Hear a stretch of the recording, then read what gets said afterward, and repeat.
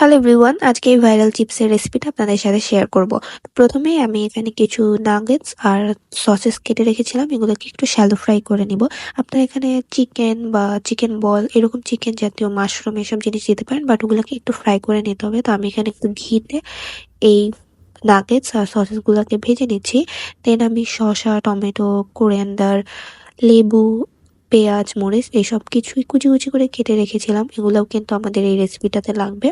আর ভাজার পরে এটা হচ্ছে আমার সসেস আর নাগেটস গুলা।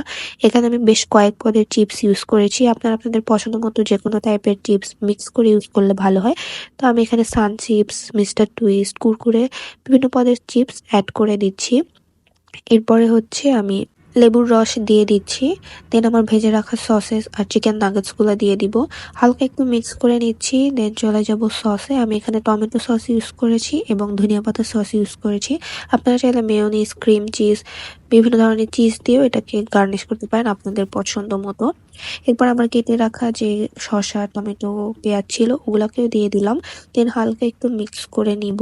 আর এরকম মিক্স করলেই কিন্তু আমার রেসিপিটা রেডি। আর আপনার যে কোনো পছন্দের সিরিজ বা মুভি দেখতে দেখতে কিন্তু এই চিপসটা এনজয় করতে পারেন। আজকের রেসিপিটা আপনাদের কেমন লাগলো অবশ্যই কমেন্ট করে জানাবেন। আল্লাহ হাফেজ।